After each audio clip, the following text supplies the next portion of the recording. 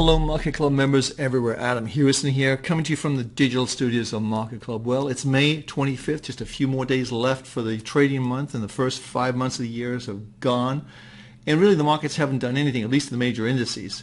But one thing we do have today, we had a signal yesterday in the NASDAQ, and we also had a signal today in the S&P 500, which is the chart you're seeing on the screen right now. You can see quite clearly this is the weekly that kicked in at 2084.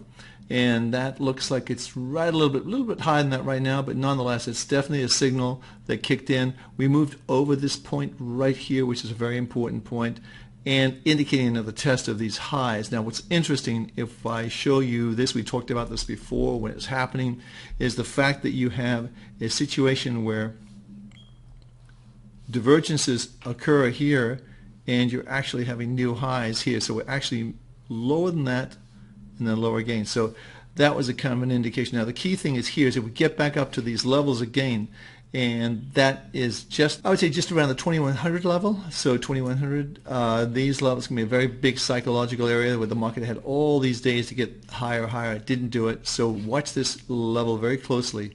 But if it fails again from there, then I think we've got something perhaps to say this market's going to go higher. And what's driving this market more than anything else is the fact that interest rates have not gone up. Next market we're looking at is the Dow, and the Dow has not given us a weekly signal rather.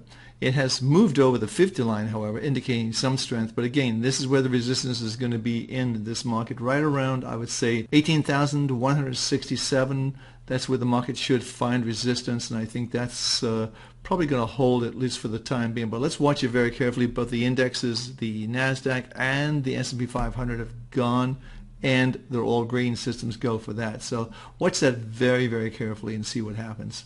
Let's move on. This is the NASDAQ, the one index we talked about in our copy this morning. That was basically, you have the signal that came in here on the 24th, which was yesterday, and it came in at 4,821.57. Now the other thing to look at, which we talked about in the copy, was the fact that this is the pivot point. We talked about this, and that is it's a double bottom, small pivot point.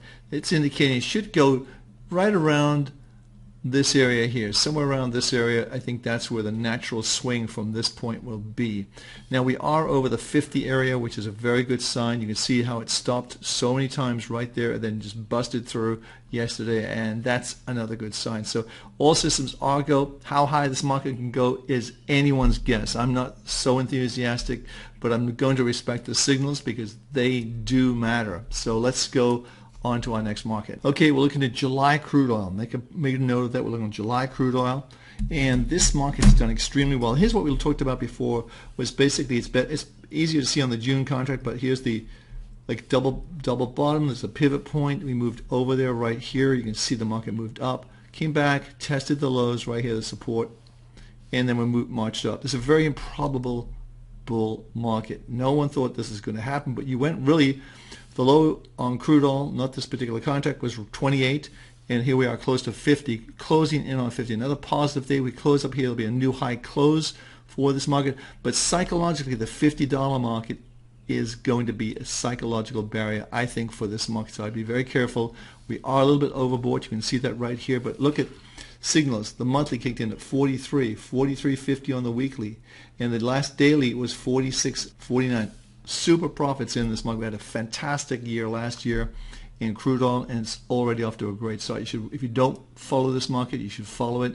There's some really good money to be made in it. Let's move on. Okay, looking at gold, this has been an interesting market to say the very least, but you do have a weekly and a daily trade trend. So what I want to share with you is this, and that is, if you look right here, this is where we had our first signal on the daily. That was the exit. That was around about the 1270 area.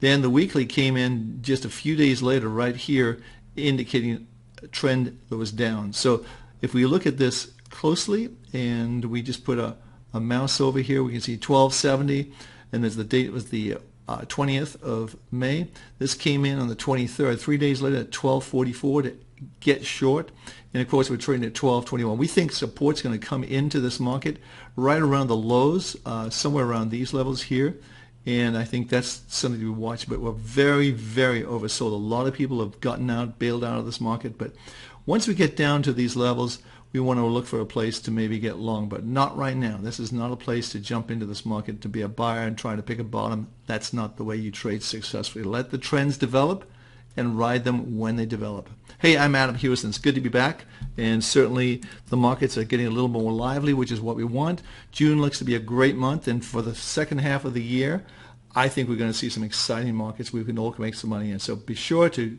check out our Get Social.